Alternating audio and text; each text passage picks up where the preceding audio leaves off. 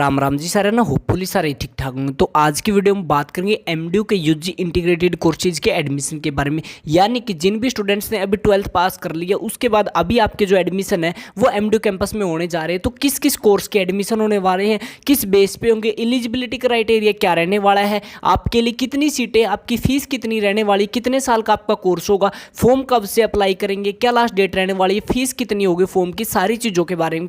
तो वीडियो को आखिरी तक जरूर देखना और जो भी चैनल पे नया है तो भाई चैनल को सब्सक्राइब कर लेना। तो सबसे पहले मैं आपको बता देता हूँ, ये जो फॉर्म निकले हैं अभी, ये प्रोस्पेक्टस आया है आपके 12th क्लास के बाद जो यूजी इंटीग्रेटेड 4 ईयर या 5 ईयर इंटीग्रेटेड कोर्स होते हैं उनके लिए। तो सबसे पहले बता देते हैं कि जो एमडीयू अब की बार जो आपके कोर्स ऑफर कर रही है वो एनईपी के अंडर भी आपके कोर्स है वो ऑफर कर रही है। ठीक है, तो इसमें जो आपके मोस्टली कोर्स है वो है ये कि आपका 4 ईयर कोर्स है एक तो, ठीक है, यूजी प्रोग्राम का, उसके बाद यूजी का, ठीक है, ऑनर्स प्लस में रिसर्च का हो जाएगा। उसके साथ आपका 5 ईयर इंटीग्रेटेड कोर्स होता है, ये आपका रहने वाला है एज पर एनईपी 2020 के। ओके, ये आपका कौन कौन से ऑफर कर रही है, एक तो कर रही है यूनिवर्सिटी टीचिंग डिपार्टमेंट यानी कि रोहतक वाली, और इसके साथ साथ जो आपका MDU centre of professional and allied studies का जो कैंपस है वो एमडीयू सी पास गुड़गांव वाला, उसमें। ठीक है, इनमें आपके जो कोर्स करवाए जाएंगे वो 12th के बाद उनके बारे में। तो सबसे पहले मैं आपको बता दें 12th क्लास के बाद आपके जो फॉर्म निकले हुए हैं उनकी जो आपकी डेट्स है वो आपकी आ चुकी है। तो आपके फॉर्म है वो आपके 24 मई से आपके भरने स्टार्ट हो चुके हैं और आपका लिंक है वो भी एक्टिव हो चुका है। ओके, फॉर्म भरने का लिंक मैं आपको टॉप कमेंट में दे दूंगा, वहां से जाके आप डायरेक्ट लिंक से अपना फॉर्म में वो अप्लाई कर सकते हो। उसके बाद जो आपकी लास्ट डेट रहने वाली है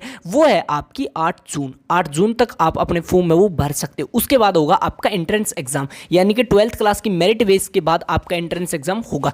एंट्रेंस एग्जाम के लिए मैं बता दूं, जो आपकी डेट मेंशन की गई है वो की गई है 20 जून से लेके 26 जून तक, यानी कि 20, 21, 24 और 26, ये 4 दिन आपके एंट्रेंस एग्जाम वो कंडक्ट करवाए जाएंगे। ओके, इसके बाद मैं आपको बता देता हूं कि किसी भी स्टूडेंट का अगर कोई भी फॉर्म में दिक्कत है, फॉर्म में आपका करेक्शन करवानी है, तो उसके लिए टाइम दिया गया है आपका 26 और 27 जून को। कहां पे करवा सकते हो, अगर आपका कोई भी डॉक्यूमेंट में करेक्शन है तो आपको इस मेल के ऊपर मेल करनी है, forum@mdurohtak.ac.in। ओके, इसके साथ साथ मैं आपको बता देता हूं, जो आपका एंट्रेंस एग्जाम हुआ था उसका जो आपका रिजल्ट है वो आपका 29 तारीख को डिक्लेयर कर दिया जाएगा, यानी कि 29 ऑफ जून को आपका जो रिजल्ट है वो आ जाएगा। उसके बाद 2 जुलाई को आपकी पहली ओवरऑल मेरिट लिस्ट है वो आपकी लग जाएगी। उसके बाद आपकी जो पहली फिजिकल काउंसलिंग होगी, यानी कि जिस दिन आपको एमडीयू में अपने डॉक्यूमेंट वेरिफिकेशन करवाने के लिए जाना है, वो तारीख है आपकी 3 जुलाई। 3 जुलाई को आपको अपने जो डॉक्यूमेंट वेरिफिकेशन करवाने जाना है। और उसके साथ साथ ही आपको मैं बता दूं, जिसका उस दिन एडमिशन हो जाता है 3 जुलाई को, तो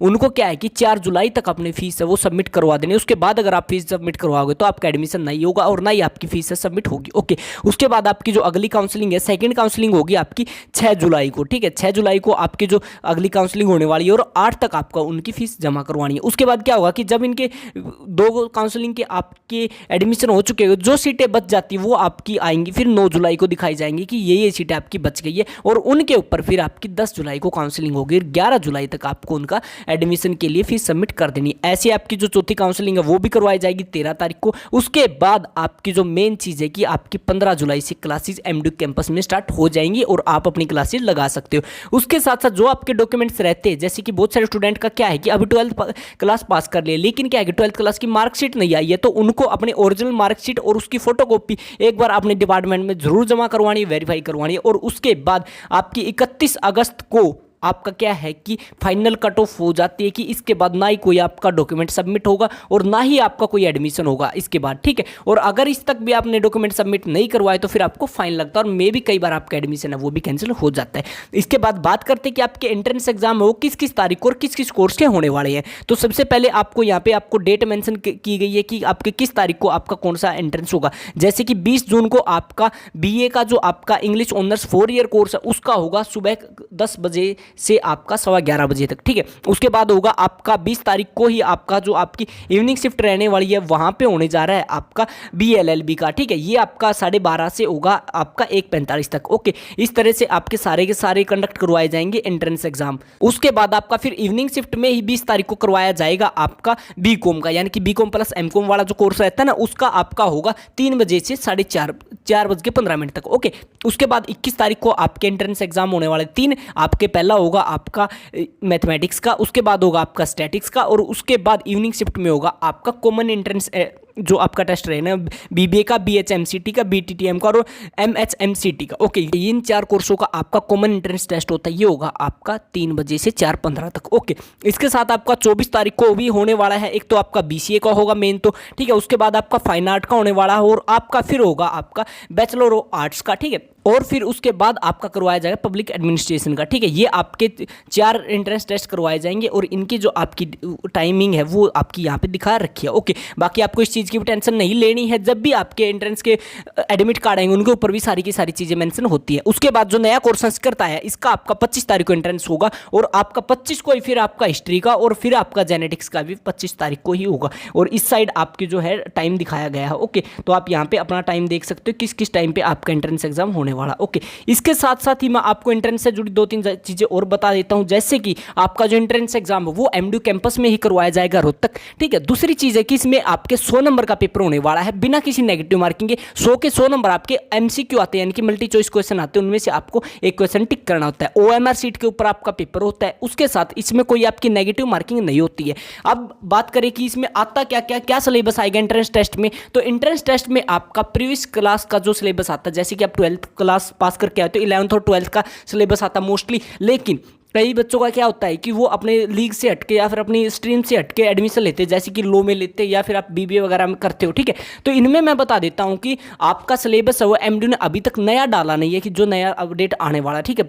2023 का अगर आपको सिलेबस चाहिए तो स्क्रीन के ऊपर जो नंबर दिख रहा है इस नंबर पर व्हाट्सएप करके आप हमसे सिलेबस मांग सकते हैं। उसके साथ साथ अगर आपको एंट्रेंस एग्जाम की प्रिपरेशन करनी है तो इसी नंबर से आप हमसे प्रीवियस ईयर क्वेश्चन पेपर भी ले सकते हैं, हम आपको ये प्रोवाइड करवा देंगे, मिनिमल से चार्जेस लगने वाले हैं। ओके, इनमें आपको हेल्प कैसे मिलेगी? देखो, आपकी बुक तो कोई आती नहीं है लेकिन आपको तैयारी भी करनी है, तो इसमें क्या होगा कि आप कोई भी एक आप क्वेश्चन पेपर लोगे, उसको सोल्व करके देखो, फिर उसको आंसर की के साथ मैच करके देखना कि आपके कितने नंबर कट रहे हैं। जहां पे आपके नंबर कटते हैं उसको आप टॉपिक को प्रिपेयर कर लेना, प्रिपेयर करने के बाद दोबारा से सोल्व करके देखोगे कि हाँ अब कम नंबर कट रहे। ऐसे ऐसे आप जब 3-4 बार अलग अलग प्रैक्टिस सेट करोगे ना, तो उसमें क्या होगा कि आपकी प्रिपरेशन है वो 100% हो जाएगी और आप इजीली अपना जो पेपर है वो क्लियर कर दोगे और आपका इजीली एडमिशन है वो हो जाएगा, ठीक है। अब एंट्रेंस एग्जाम के बाद बात करें आपके डॉक्यूमेंट्स की, तो आपको डॉक्यूमेंट्स क्या क्या चाहिए। वैसे मैंने एक अलग से डॉक्यूमेंट्स की वीडियो डाल रखी है, लेकिन जब आपको एडमिशन लेना है, एडमिशन फॉर्म भरते टाइम कौन कौन से डॉक्यूमेंट्स चाहिए, तो इसके बारे में बता दूं कि सारे के सारे आपको ऑनलाइन ही आपको डॉक्यूमेंट्स चाहिए। पहला है कि आपका एज प्रूफ डॉक्यूमेंट्स, यानी कि आपको आधार कार्ड एक चाहिएगा, ठीक है, आधार कार्ड आपका होना चाहिए आपके पास। उसके साथ साथ है कि आपको सीनियर सेकेंडरी यानी कि 12th क्लास की एग्जामिनेशन का पास सर्टिफिकेट जरूर होना चाहिए, यानी कि आपके पास आपका 12th क्लास का रिजल्ट जरूर होना चाहिए। इसके साथ साथ ही आपके पास क्या है कि डीएमसी होनी चाहिए 12th क्लास की। अगर अभी तक नहीं आई है तो कोई दिक्कत नहीं है, फॉर्म में चल जाएगा, लेकिन जब आपके एडमिशन होंगे उस टाइम पे आपको लेके जानी पड़ेगी। उसके साथ साथ है कि आपको एक करेक्टर सर्टिफिकेट भी चाहिएगा जो आपका स्कूल वाले प्रोवाइड करवाते हैं, या फिर अगर आपने जहाँ से भी पढ़ाई की है लास्ट वाली वहाँ से मतलब डिप्लोमा वगैरह किया है या फिर कुछ और चीज़ की है, तो उसमें आपको ये चीज़ चाहिए। उसके बाद अगर आप किसी भी रिजर्वेशन कैटेगरी से बिलोंग करते तो आपको रिजर्वेशन कैटेगरी सर्टिफिकेट भी चाहिएगा। इसके साथ साथ ही आपको लेटेस्ट इनकम सर्टिफिकेट भी चाहिएगा जो कि आपका हरियाणा गवर्नमेंट द्वारा पास किया गया हो, ठीक है। यानी कि आपको पहली चीज़ तो ये है कि आपको इनकम सर्टिफिकेट चाहिए। दूसरी चीज़ है कि वो हरियाणा का स्टेट का होना चाहिए। उसके बाद है कि आपका 1 अप्रैल 2024 के बाद का ही होना चाहिए, इनकी लेटेस्ट होना चाहिए। ओके, इसके साथ साथ ही फिर आपका जो अगला डॉक्यूमेंट्स है वो है हरियाणा रेजिडेंट सर्टिफिकेट, यानी कि आपका डोमिसाइल। अगर आप हरियाणा से बिलोंग करते हो तो आपको चाहिएगा, अगर आप हरियाणा से बाहर के तो आपको जरूरत नहीं है। ओके, इसके साथ साथ ही मैं बता देता हूँ कि आपको अगर सुपर न्यूमेरिक कैटेगरी से बिलोंग करते हो तो सुपर न्यूमेरिक कैटेगरी का सर्टिफिकेट भी चाहिएगा। और इसके साथ साथ अगर आपका गैप ईयर है, ठीक है, गैप ईयर मतलब कि आपने पिछली साल क्लास पास कर ली था, उससे पहले कर ली लेकिन किसी रीजन से एडमिशन नहीं ले पाए थे, तो आप गैप ईयर सर्टिफिकेट आपको चाहिएगा। गैप ईयर सर्टिफिकेट आप अपने तहसील से बनवा सकते हो या फिर कोर्ट में नोटरी से भी बनवा सकते हो। ओके, ये आपके जो भी डॉक्यूमेंट्स हैं ये आपको एडमिशन के टाइम पे चाहिए होंगे। ओके, इसके बाद बात करते हैं कि आपके कौन कौन से कोर्स करवाए जा रहे हैं, इनमें आपके कितने साल की ड्यूरेशन है, इनमें कितनी सीटें हैं और इनकी जो एलिजिबिलिटी क्राइटेरिया वो क्या रहने वाला। ओके, तो सबसे पहले आपका बीसीए। बीसीए में आपका 4 साल का कोर्स रहने वाला, ठीक है, 4 साल का कोर्स है। इसमें आपकी 160 सीटें और एंट्रेंस टेस्ट इसमें होगा। ओके,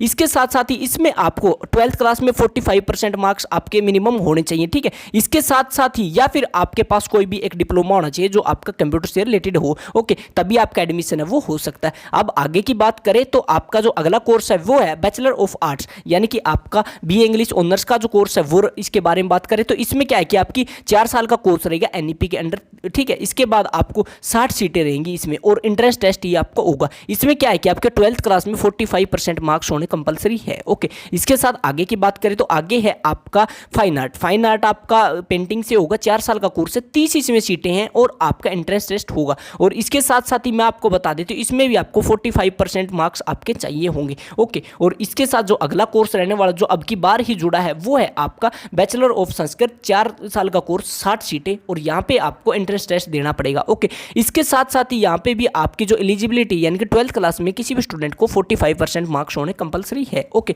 अब आगे के कोर्स की बात करें तो जो आपका अगला कोर्स है वो है आपका बीए एलएलबी, यानी कि आपका एलएलबी 5 ईयर इंटीग्रेटेड कोर्स। ये आपका 5 साल का कोर्स है, इसमें आपकी 120 सीटें और आपका एंट्रेंस टेस्ट कंडक्ट करवाया जाएगा। इसकी जो एलिजिबिलिटी क्राइटेरिया वो है कि आपके 12th क्लास में आपके 45% मार्क्स हो, किसी भी आपके स्ट्रीम से हो सकते हैं, ओके। अब आगे की बात करें तो वो है आपका बैचलर ऑफ कॉमर्स यानी कि बीकॉम। ये आपका 4 साल का कोर्स है, इसमें आपकी 60 सीटें एंट्रेंस टेस्ट होगा, और इसमें भी सेम आपको 45% मार्क्स होने चाहिए, किसी भी स्ट्रीम से हो सकते हो आप, ओके। अब आगे की बात करें तो आगे है आपके होटल मैनेजमेंट के। होटल मैनेजमेंट का जो आपका कैटरिंग वाला है, कैटरिंग में भी आपका सेम है कि 5 साल का कोर्स होता है और 60 इसमें सीटें हैं, एंट्रेंस टेस्ट होगा और 45% मार्क्स इसमें चाहिएंगे, ठीक है। मोस्टली सभी का यही है कि आपका जो भी है होटल मैनेजमेंट का, जैसे कि अब आपका आगे है आपका bachelor in hotel management and catering technology, इसमें भी आपका क्या है कि 45% मार्क्स चाहिए, 4 साल का कोर्स है, 60 सीटें। और ऐसे ही आपका bachelor in tourism and travels में भी आपका सेम ही है, ओके। अब आगे की बात करें तो आगे हैं आपके बीबीए, यानी कि आपका बैचलर ऑफ बिजनेस एडमिनिस्ट्रेशन। ये आपका बीबीए प्लस एमबीए कोर्स होता है, इसके बाद आपकी 1 साल की एमबीए हो जाती है। 120 सीटें हैं यहाँ पे आपकी देखने को, यानी कि कंपटीशन अगर ज़्यादा है तो सीटें भी आपकी ज़्यादा मिलेगी, ठीक है। एंट्रेंस टेस्ट होगा और इसमें क्या है कि आपको 50% मार्क्स होने चाहिए मिनिमम आपके 12th क्लास में, ये इनकी एलिजिबिलिटी क्राइटेरिया है। उसके बाद है आपका बैचलर ऑफ साइंस यानी कि बीएससी है आपका मैथमेटिक्स से, यहाँ पे आपको 4 साल का कोर्स, 60 सीटें और यहाँ पे एंट्रेंस टेस्ट, और इसके साथ साथ यहाँ पे भी आपको 50% मार्क्स आपको चाहिए होंगे 12th क्लास में, ओके। तो जिन भी स्टूडेंट्स को कम मार्क्स आए हैं और अच्छे पढ़ाई में अच्छे हैं तो वो यहाँ पे एंट्रेंस टेस्ट देके अपना एडमिशन है वो अच्छे तरीके से करवा सकते हैं। फिर आपका बैचलर ऑफ साइंस में आपका स्टैटिक्स का बीएससी में आपका 60 सीटें हैं, 4 साल का कोर्स है और इसमें भी आपको 50% मार्क्स है वो चाहिए होंगे, ओके। इसके बाद हिस्ट्री की बात करें तो हिस्ट्री में भी आपका सेम ही कंडीशन है, 60 सीटें हैं, 4 साल का कोर्स और 50% मार्क्स आपको चाहिए होंगे। तो मिनिमम आपके जो एवरेज और जनरल सा आपका जो भी क्राइटेरिया है वो है आपका कि एंट्रेंस टेस्ट होगा 45 to 50% आपके मार्क्स 12th क्लास में होने चाहिए और एंट्रेंस एग्जाम सभी का होता है, ओके। इसके बाद आगे की बात करें तो पब्लिक एडमिनिस्ट्रेशन में भी सेम ही आपका है कि आपकी 4 साल का कोर्स, 60 सीटें और यहाँ पे भी आपको 45% मार्क्स की रिक्वायरमेंट है, ओके। अब बात करते हैं आगे आपका जो नया कोर्स स्टार्ट किया गया है ये है आपका बैचलर इन पब्लिक हेल्थ। ये आपका 4 साल का कोर्स है, 60 इसमें सीटें हैं, ठीक है। इसके साथ साथ ही यहाँ पे आपको देखने को मिलता है कि आपका merit of the NEET score यानी कि एलिजिबिलिटी है, जो आपका नीट का स्कोर होगा ना उसके ऊपर ही आपका एडमिशन होगा। और इसके लिए आपका जो कंडीशन है वो है कि स्टूडेंट्स की एज है वो 17 साल से ज़्यादा होनी चाहिए और उसका 17 साल है वो आपका 31 दिसंबर को होना चाहिए, ठीक है। उसके बाद उसके पास 12th क्लास में आपको फिजिक्स, केमिस्ट्री, बायोलॉजी और या फिर बायोटेक्नोलॉजी इंग्लिश मीडियम से आप कर सकते हो, 50% मार्क्स होने चाहिए। ये चीज़ें आपके 12th क्लास में भी होनी चाहिए, ओके। इसके बाद आगे की बात करें तो आगे है आपका बैचलर ऑफ साइंस जेनेटिक्स में आपका, ठीक है। इसमें 30 सीटें हैं और आपका एंट्रेंस टेस्ट अब की बार स्टार्ट किया है कोर्स। और इसमें क्या है कि 12th क्लास में आपके 60% मार्क्स चाहिए और उसमें भी आपके पास सब्जेक्ट होने चाहिए बायोलॉजी, फिजिक्स और केमिस्ट्री, ठीक है। साथ ही आगे की बात करें तो ये आपका एमडी का सीपास कैंपस है जो गुड़गांव में, वहाँ पे आपके 2 कोर्स ही करवाए जाते हैं, ओके। 2 कोर्सेज में आपके 2 कोर्स है, एक है आपका बैचलर ऑफ बिजनेस एडमिनिस्ट्रेशन और एक LLB 5 year integrated course, okay. तो जो आपका इंटीग्रेटेड कोर्स है 5 ईयर वो एलएलबी का जो रोहतक में करवाया जाता है वो बजट कोर्स करवाया जाता है, यहाँ पे आपका एसएफएस करवाया जाता है, सेल्फ फाइनेंस कोर्स है, ओके। यहाँ पे दोनों कोर्सों में आपका क्या है कि पहला कोर्स है वो आपका है बीबीए वाला 4 साल का और आपका एलएलबी है 5 साल का, ठीक है। सीटों की बात करें तो बीबीए में आपकी 60 सीटें, एंट्रेंस टेस्ट ही होगा और इसमें क्या है कि आपके 50% मार्क्स होने चाहिए 12th क्लास में। और वहीं पे LLB में यहाँ पर 240 सीटें हैं और आपका एंट्रेंस एग्जाम टेस्ट कंडक्ट करवाया जाएगा और 45% यहाँ पे मार्क्स होने चाहिए। ओके, इसके बाद यहाँ पे बताया गया कि अगर आपका 4 ईयर कोर्स या फिर 5 ईयर कोर्स में आपके 50% से कम बच्चे रह जाते हैं और आपके एडमिशन नहीं हो पाती, यानी कि अगर 60 सीटें है तो 30 से कम बच्चे एडमिशन लेते हैं, तो आपका कोर्स है वो कैंसिल कर दिया जाता है और जो भी आपसे फीस ली गई वो आपकी रिफंड कर दी जाती है। ओके, इसके बाद बात करते हैं आपके ऑनलाइन एडमिशन एप्लीकेशन फॉर्म के बारे में कि वो आपको कैसे कैसे फिल करना। ओके, तो सबसे पहले आपको क्या है कि एलिजिबिलिटी क्राइटेरिया मैंने बता दिया, अगर ये एलिजिबिलिटी क्राइटेरिया आपके पास है तो ये आप फॉर्म फिल कर सकते हो। ओके, आपको जो फॉर्म फिल करना वो कहाँ पे करना, वो करना इन वेबसाइट के ऊपर। आप जो आपकी एमडीयू की ऑफिशियल एडमिशन वेबसाइट है वो है आपकी ये वाली, ठीक है। यहाँ पे आपको क्या करना है कि एडमिशन के लिए अप्लाई कर देना mduadmission.samarth.edu.in/2024, ये आपकी वेबसाइट रहने वाली है। इसके ऊपर जाके आप अपना फॉर्म है वो फिल कर सकते हो। उसके बाद अपना जो एडमिशन की प्रोसेस है वो आगे बढ़ा सकते हो। सबसे पहले आपको OTP से वेरिफिकेशन होगी, वो आपकी मोबाइल नंबर पे भी होगी और आपकी मेल पे भी होगी। उसके बाद आपके जो भी क्वालिफिकेशन डॉक्यूमेंट्स है, जो भी आपके ID प्रूफ होंगे वो आपके ओरिजिनल होने चाहिए, ठीक है, और वो सारे के सारे आपको वैलिड यहाँ पे अपडेट करने हैं। उसके बाद आपको मैं बता देता हूँ कि ये जो आपको फॉर्म है वो क्लियरली भरना है और आपको एक एक स्टेप ध्यान से भरना है। अगर आपकी गलती हो जाती है तो फिर आपको क्या है कि मुश्किल से ठीक होती है और उसके लिए मे भी आपका एडमिशन भी कैंसिल हो जाता है, ध्यान से भर लेना। ओके, अगर फिर भी कोई गलती हो जाती है तो आपके लिए हेल्प डेस्क अवेलेबल करवा रखा है यूनिवर्सिटी वालों ने, तो ये है आपका हेल्प डेस्क की डिटेल। यहाँ पे आपको 9:30 से शाम 5 बजे तक फोन कर सकते हो, ऑल वर्किंग डेज में, यानी कि जिस दिन छुट्टी ना हो उस दिन, ठीक है। जिस दिन छुट्टी है उस दिन आप कांटेक्ट नहीं कर सकते, ना ही आपका रिप्लाई आएगा। इसमें आपका जो मोबाइल नंबर है वो है ये, और उसके बाद आपको अगर मेल करनी है तो आप इस मेल के ऊपर भी मेल कर सकते हो। ओके, अगर आपको जाकर के यानी कि यूनिवर्सिटी में जाकर के अपना फॉर्म ठीक करवाना तो ये है आपका एकेडमिक ब्रांच में जाके आपको फॉर्म ठीक करवाना पड़ेगा। ओके, इसके साथ साथ ही हम आगे की बात करें तो आगे आपका फीस स्ट्रक्चर का, फीस स्ट्रक्चर में आपकी कितनी फीस लगेगी उसके बारे में बात करेंगे। तो आपके जो भी कोर्सेज हैं, जैसे कि आपका जो है सबसे पहले BA इंग्लिश से है, ठीक है, उसके बाद आपका BA इकोनॉमिक्स से, BA पब्लिक एडमिनिस्ट्रेशन से, BA संस्कृत और BA हिस्ट्री, ये 4 ईयर कोर्स है। इनमें आपकी जो टोटल फीस है वो लगने वाली है 30,660 रुपये, यानी कि एक साल की फीस आपकी 30,660 रुपये, ये आपकी फीस लगने वाली है। ये फीस आपकी अब की बार लगने वाली है, पिछली बार बहुत कम फीस थी इनमें, क्योंकि अब पिछली बार सिर्फ आपका इंग्लिश था, इकोनॉमिक्स और पब्लिक एडमिनिस्ट्रेशन ही कोर्स थे 3, और इनकी फीस थी 7 या 8 हज़ार रुपये के अराउंड पर ईयर की फीस थी। लेकिन अब की बार जो फीस है वो आपकी बहुत ज़्यादा बढ़ा दी गई है, तो आपको ये फीस देखनी होगी। अगर आप इसको अफोर्ड कर सकते हो तो ही आप इसमें एडमिशन लेना,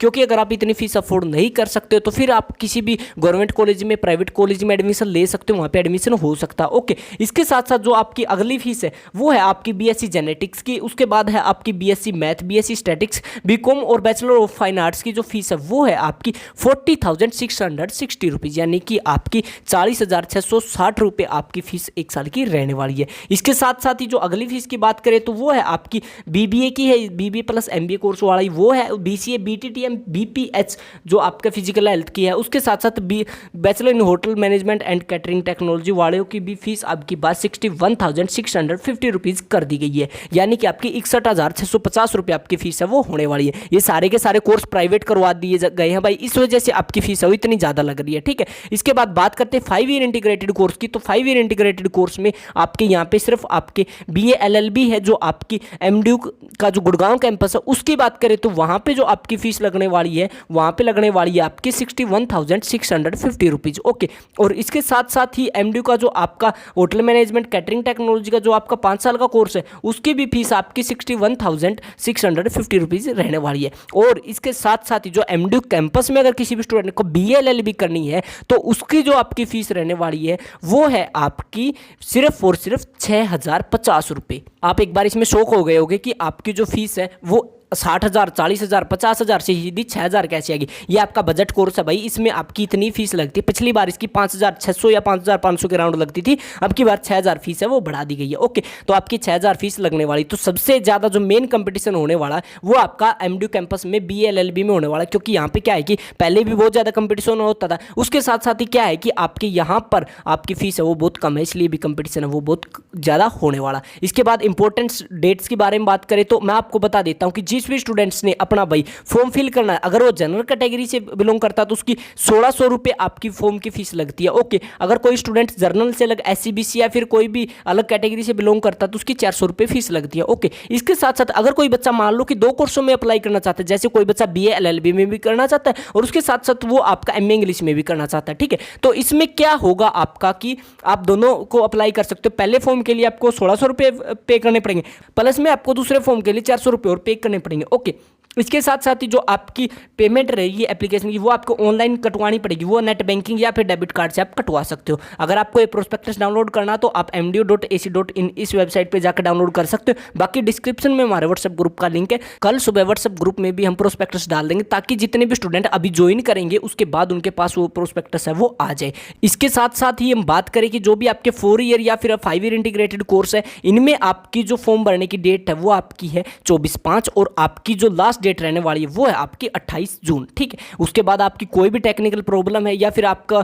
फॉर्म फिल करने में कोई भी दिक्कत आती है तो आप इस नंबर पे कांटेक्ट कर सकते हो या फिर इस मेल के ऊपर मेल कर सकते हो। बाकी आपको एडमिशन से या प्रोस्पेक्टस से रिलेटेड कोई भी जानकारी चाहिए तो आप इन नंबर पे कांटेक्ट कर सकते हो। ये आपका मोबाइल नंबर रहने वाला और इस पे आप मेल करके पता कर सकते हो। सो आज की वीडियो में इतना ही। अगर आपका अभी भी कोई और डाउट रहता है तो नीचे कमेंट कर दीजिए, डिस्क्रिप्शन में हमारे व्हाट्सएप ग्रुप का लिंक है, वहां से ज्वाइन कर लीजिए। अगर आपको क्वेश्चन पेपर चाहिए तो आप हमसे डायरेक्ट व्हाट्सएप पे जाके और वहां से आप ले सकते हैं। बाकी स्क्रीन के ऊपर जो हमारी इंस्टाग्राम आईडी दिख रही है इसको भी आप फॉलो कर लीजिए ताकि इन फ्यूचर आपको कोई भी डाउट हो तो आप डायरेक्ट मैसेज करके हमसे पूछ सके। सो आज की वीडियो में इतना ही, मिलते हैं जल्दी ही नई वीडियो लेकर, तब तक के लिए राम राम।